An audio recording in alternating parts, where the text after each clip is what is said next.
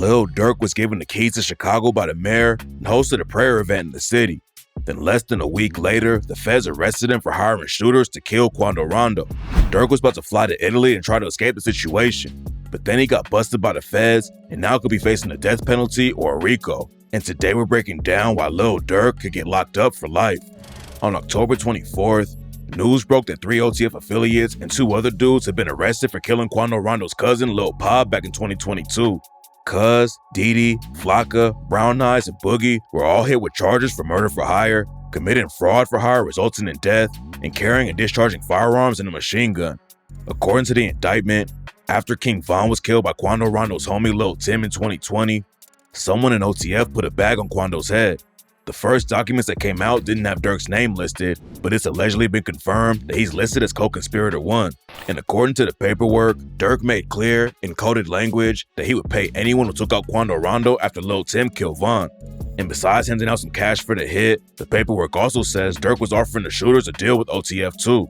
The paperwork says that Cuz used an OTF credit card and bought plane tickets to fly the rest of the shooters out to California. Cuz was in Miami at the time, but he took a private jet to LA and met up with everyone else there. The OTF dudes got the info that Quando was staying at a hotel in LA, and they jumped into action as soon as they got his location. When Cuz landed in LA, he booked a room at the Universal City Hotel, and that's where he handed out guns to the rest of the crew. Cuz also rented a white BMW and a white sedan, and those are the whips that the shooters used to track Quando down when he was riding around the city with his sister and his cousin Lil Pop. They allegedly followed Quando around for 2 days, and then they decided to pull the hit off when he parked at a gas station on Beverly Boulevard. Boogie drove his whip into an alley behind the gas station and parked, and that's when Flocka, Brown Eyes, and another shooter that wasn't named in the documents got out and walked up on Quando's whip and started letting off shots. Quando and his sister both made it out of the situation alive and without getting hit, but Lil Pop was killed at the scene, and Quando was recorded screaming while the paramedics pulled Pop's body from the whip. Then right after the hit went down, the whole crew met up at a burger spot and talked about how much they were all gonna get paid. It's not clear how much they all ended up getting, but that same day, somebody used an OTF affiliated credit card to buy plane tickets for Didi, Flocka, Brown Eyes, and Boogie to fly back to Chicago. According to rumors, Durk knew the indictment was about to come down and he tried to fly to Italy to escape. The rest of the crew were all in Chicago when the cops arrested them, but Durk was in Fort Lauderdale, Florida. The feds were tracking every move he made, and they found out that Durk booked 2 different flights to Dubai and Switzerland, but he didn't get on either one of them. Then at 6:40 p.m., the FBI discovered that Durk had booked a private jet to Italy that was supposed to take off at 9 p.m. from Miami. Durk almost made it to the airport, but the feds caught him just an hour before the jet took off and booked him for putting the hit out on Quando. And according to the indictment, Durk and his crew were already trying to get ahead of the situation and had been threatening witnesses. It's not clear who the witnesses are in the case, but rumors are flying right now that one of Durk's own homies is the reason that everyone got caught. OTF Jam came up with Durk and has been tight with him for years, but before the drill wave popped off in Chicago, Jam got booked on an attempted murder charge and went down for 12 years. Jam was allegedly putting in major work in the streets, and while he was locked up, Durk shouted him out on tracks like Back Again when he rapped, "Jammer get out that jam, I'll give him 50, ain't gotta ask again." He was catching murders way back then. That's when the max was in. And on the track Try Me, Durk shouted him out again and rapped, "30 don't jam, it's like Aquafina. Free my nigga Jam, that little boy a demon." When Jam finally came home, he linked back up with Durk and confirmed that Durk gave him even more than 50K. Jam was trying to get into the rap game too, but then in 2023, he caught a gun charge and got locked up again.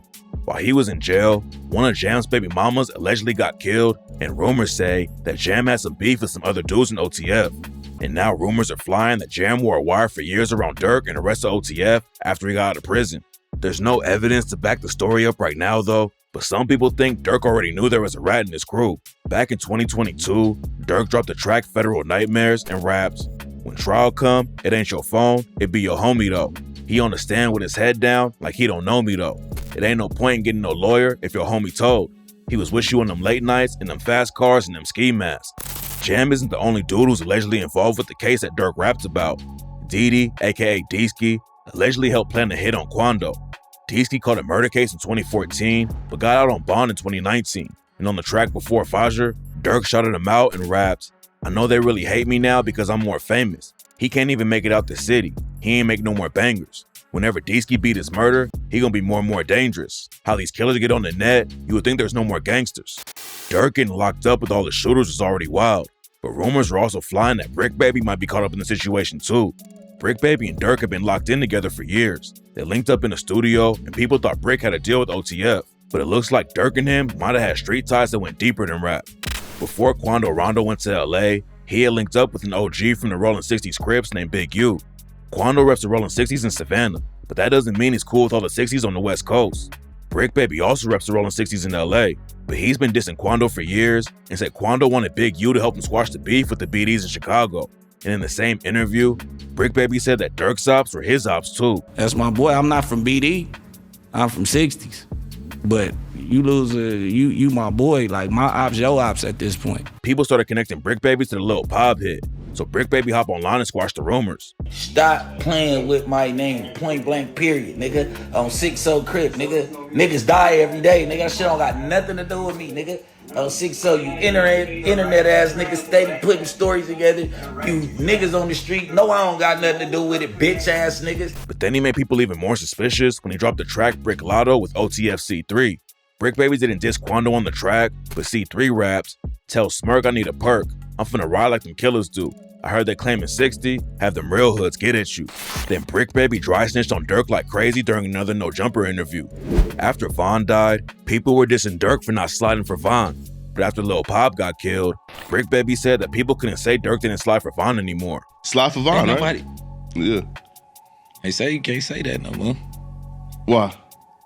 Oh, yeah, because of FBG Cash? Or who? Nah, cause Lil Pop. Bricc Baby was live on No Jumper when the news broke about Durk and the OTF crew getting booked.